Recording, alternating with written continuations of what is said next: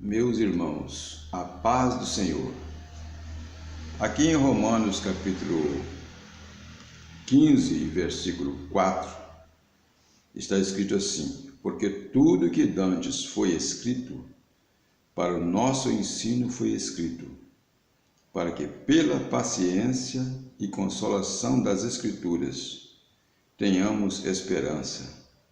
Ora, o Deus de paciência e consolação vos conceda o mesmo sentimento uns para com os outros, segundo Cristo Jesus. A palavra de Deus está dizendo que tudo que dantes foi escrito foi para o nosso ensino.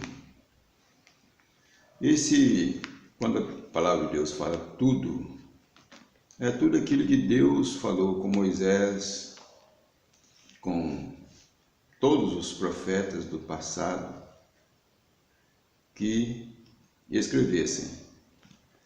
Deus um dia chamou Moisés, falou com Moisés para escrever. E tudo que Deus falou com Moisés para escrever foi com uma finalidade. Por exemplo, Deus chamou Moisés para o Monte Sinai.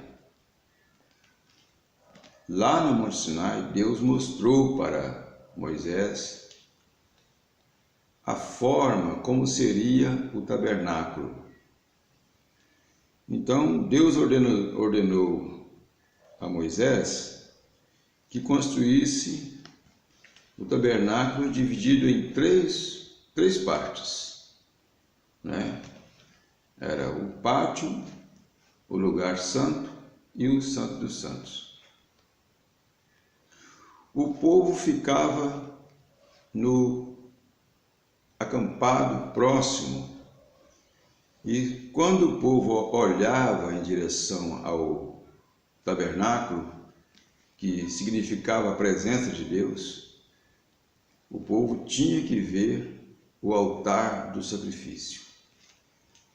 Não tinha como o povo olhar em direção ao tabernáculo e não ver o altar de bronze.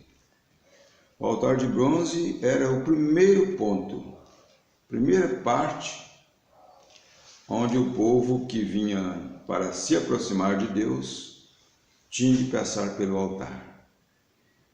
Tinha que passar pelo sacrifício, tinha que passar pelo sangue.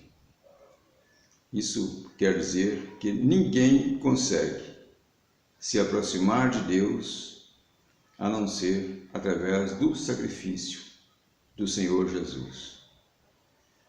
Então, todas as pessoas que participavam, que queriam se aproximar de Deus, tinha que passar pelo altar de bronze. O bronze fala do juízo.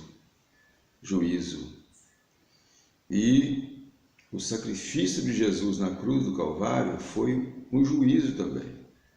Os nossos pecados foram julgados na pessoa de Jesus.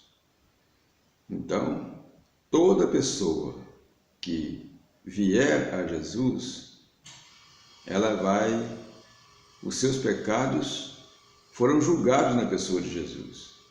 Você aceita que o seu pecado já foi julgado e castigado em Jesus. Depois que o sacerdote oferecia ali aquele sacrifício, ele ia lavar as suas mãos e os seus pés naquela pia de bronze. Aquela pia de bronze que foi feita com os espelhos das mulheres. Então, aquela pia de bronze, onde o sacerdote lavava as mãos e os pés, ali fala da reflexão.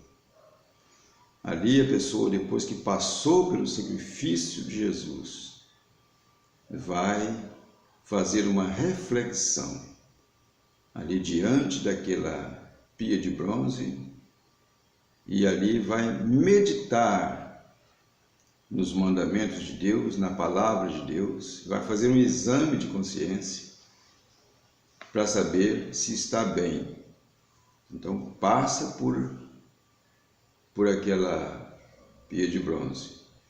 Aí ele entrava para o lugar santo e ele encontrava ali no lugar santo, ele encontrava os pães, a mesa com os pães da proposição, que ficava ali do lado direito da entrada do lugar santo. E bem de frente daquela mesa com os pães ficava o candelabro, que todos os dias o sacerdote acendia a lâmpada ali naquele candelabro. Ali representava a luz do Senhor, né? Que o sacerdote tinha que estar ali iluminado pela a presença maravilhosa do Senhor, né? E ali naquele lugar santo ali, só o sacerdote podia entrar, só o sacerdote. E mais para frente um pouquinho tinha o Santo dos Santos, que é o local onde só o sumo sacerdote entrava uma vez por ano. Ali ele entrava e era o lugar onde estava a presença de Deus. Ali estava a arca. Às vezes a gente pensa assim, por que os inimigos sempre tinham raiva de Israel? Qual é o plano que eles tinham contra Israel? É porque Israel tinha Jerusalém. E o que tinha em Jerusalém que chamava a atenção dos inimigos? Lá tinha o templo. E o que tinha no templo? Tinha o ouro, a arca da aliança. Dentro daquela arca tinha as tábuas da lei, que representa o Pai. Tinha ali a vara de Arão, que floresceu, que representa o Espírito Santo. E tinha ali também a vasilha com o maná, que representa o Senhor Jesus, que disse, eu sou o pão vivo que desceu do céu. Então, a parte onde ficava o povo representa o corpo. A parte onde fica o sacerdote, lugar santo, representa ali o sentimento, né? A alma do homem. E o Santo dos Santos representa o espírito do homem, aonde Deus trabalha.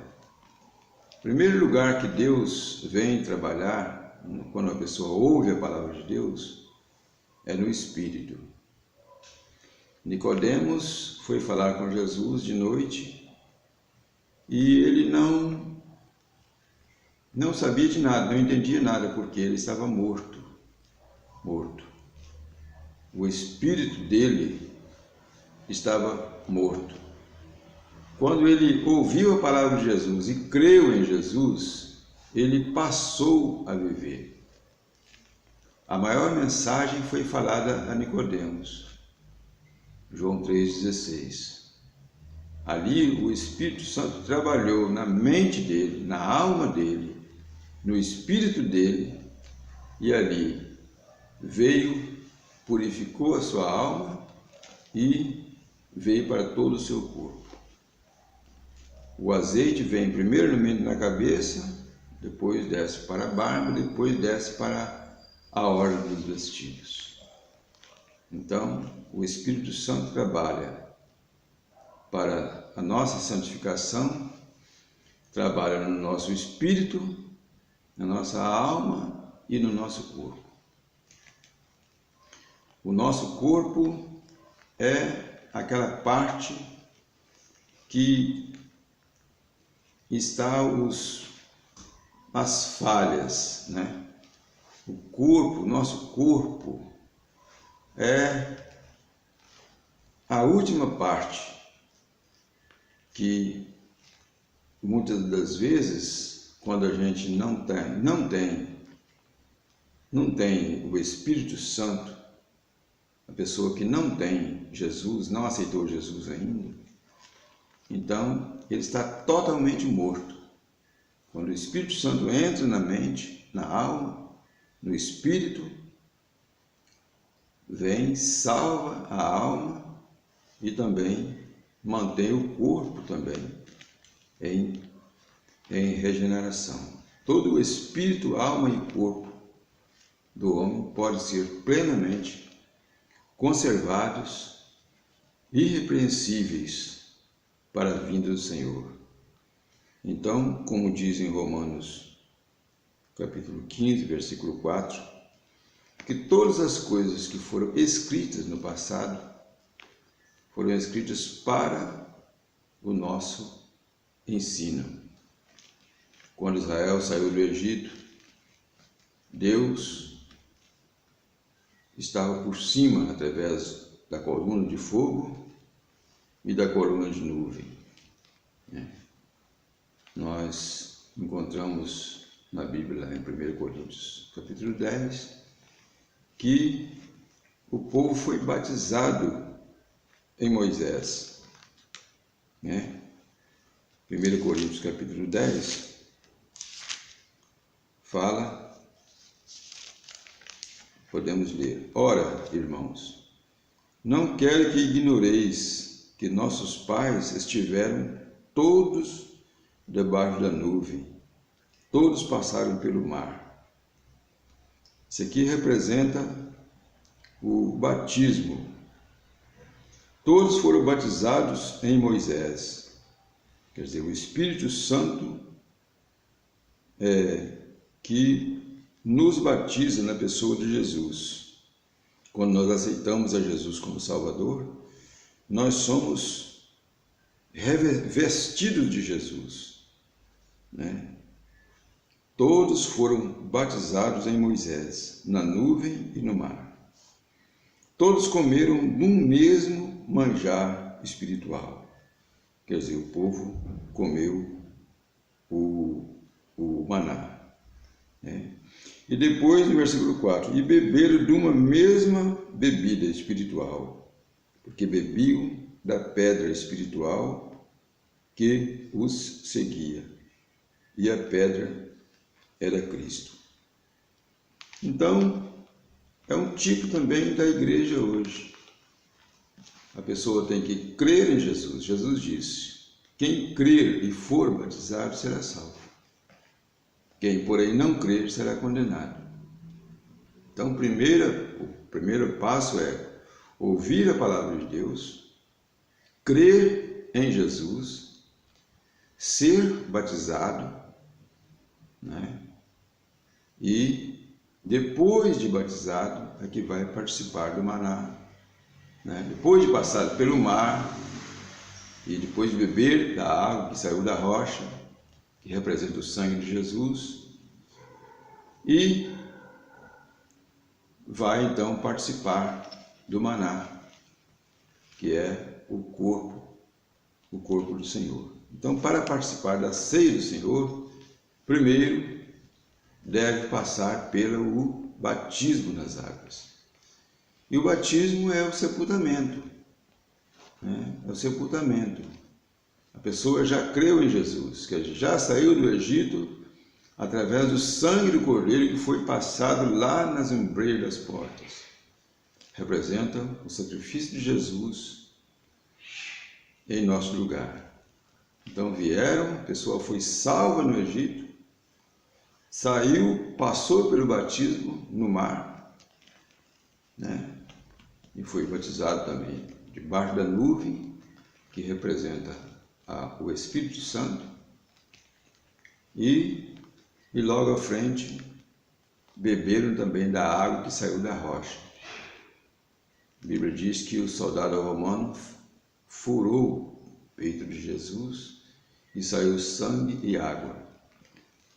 Então, Tudo é, como diz aqui em Romanos 15:4, que são coisas que foram escritas para o nosso ensino, né?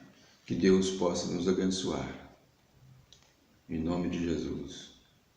Nós possamos, sempre que lermos as Escrituras no passado, considerar que foi escrito para o nosso consolo, para a nossa edificação, para o nosso ensino.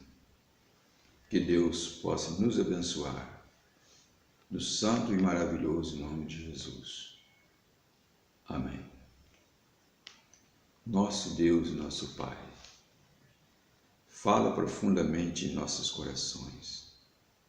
Dai-nos entendimento para entendermos a Tua vontade, Pai. Em nome de Jesus.